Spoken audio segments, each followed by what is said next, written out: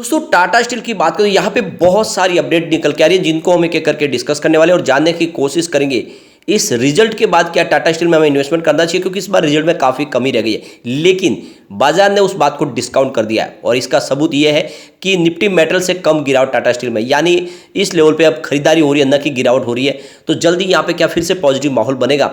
और जो सबसे बड़ी बात यह है कि टाटा स्टील जो एक बड़े मर्जर प्लान के साथ आगे बढ़ रही है, क्या इस समय इन्वेस्टमेंट का मौका है?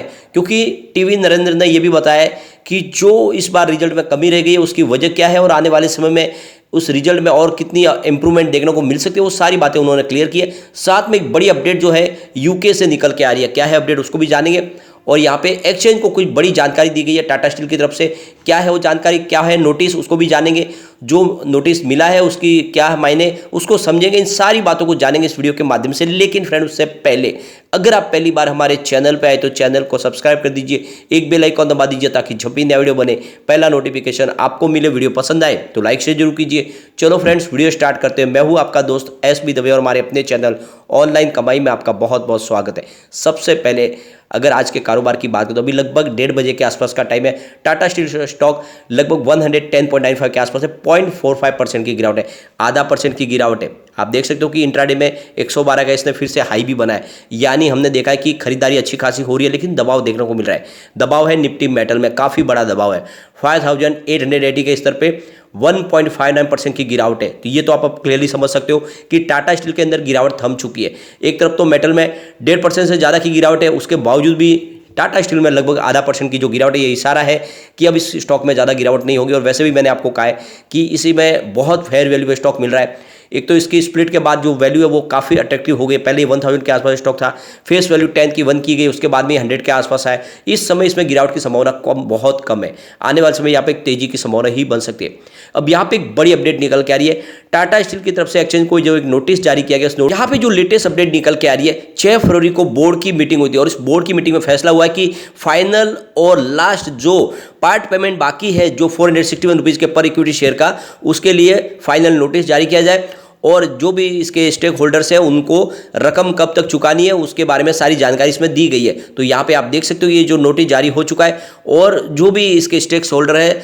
जो पार्टली पेमेंट की जो रकम चुकानी है उसके लिए टाइम आ चुका है। तो 15 फरवरी 2023 से आपको ये पेमेंट चुकाना और इसकी जो लास्ट डेट है वो मार्च 9 तारीख है। तो इसके बीच में ये जो भी आपकी जो रकम बकाया होगी स्टेक होल्डर को उनको चुकानी होगी। तो ये नोटिस जारी हुआ है।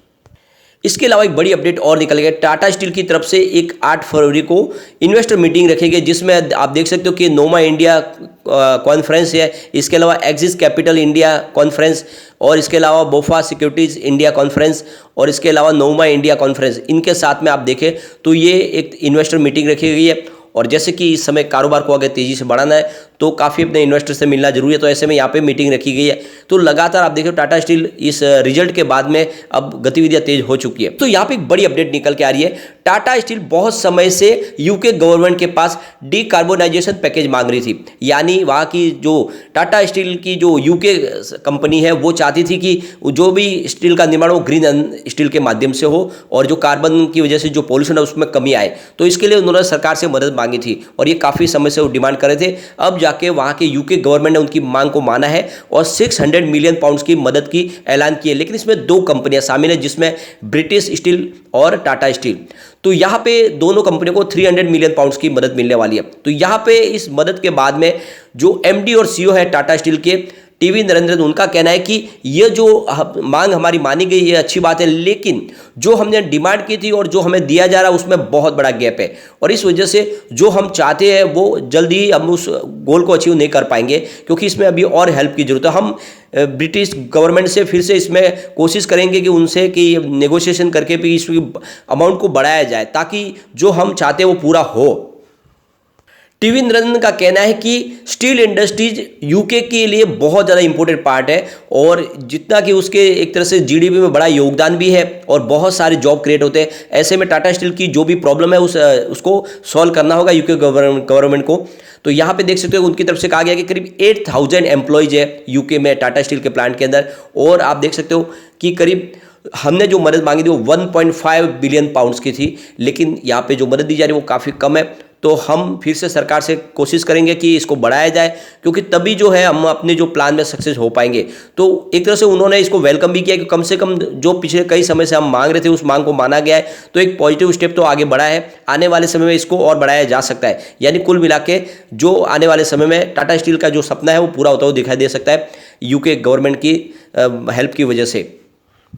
दूसरी तरफ ये रिजल्ट के बाद में टीवी नरेंद्र की तरफ से एक बड़ा बयान निकल कर आया। उनका कहना है कि Q3 इस बार हमारा खराब हुआ है और उसके पीछे वजह है यूरोपियन कारोबार, वहाँ से हमने बहुत सारी वहाँ प्रॉब्लम झेली है, लेकिन Q4 बेटर होने की पूरी संभावना है और जो इस बार लॉस हुआ है उसमें कमी जरूर आएगी। और वैसे इस बार देखें तो जो कंपनी को लॉस हुआ है इसको सारे के सारे एनालिस्ट भी सरप्राइज हो गए कि इस तरह से लॉस कैसे हुआ, क्योंकि कंपनी बहुत भारी प्रॉफिट में थी, लेकिन यूरोपियन बाजार ने काफ़ी ज़्यादा यहाँ पे इसमें देख सकते हैं कि कारोबार में कमी दिखाई है और वहाँ पे जिस तरह से बाजार में प्रॉब्लम आई उसकी वजह से यहाँ पे देखें तो इनका रिजल्ट बिगड़ा है, लेकिन ओवरऑल देखें तो आने वाले समय Q4 अच्छा होगा, ये टीवी नरेंद्र का कहना है। और इसी वजह से टाटा स्टील में इस समय हमें गिरावट देखने को नहीं मिल रही है। एक बड़ी अपडेट और निकल के आ रही है, टाटा स्टील की तर्ज पर ये जुस्को जो इसकी सब्सिडीज कंपनी है वहां पर भी अगर आप देखें तो लीव बैंक की शुरुआत होने वाली है और लोगों को बेनिफिट दिया जाएगा जो भी उनके एम्प्लॉयज है।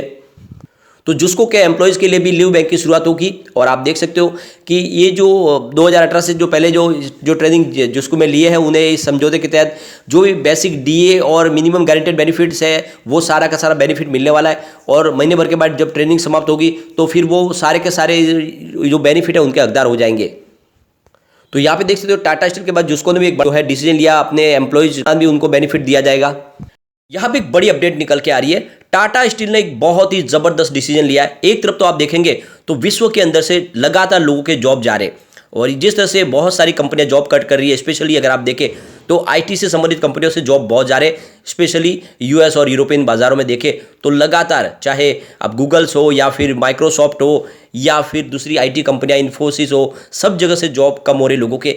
ऐसे समय में टाटा स्टील ने वैकेंसी निकाली है इंजीनियर्स के लिए और ये बहुत ही बड़ा डिसीजन है और जिसके दम पे कह सकते हैं कि टाटा स्टील ऐसे समय में लोगों को जॉब प्रोवाइड करे जब देखे तो इस समय जॉब की बहुत ज़्यादा जरूरत है लोगों को।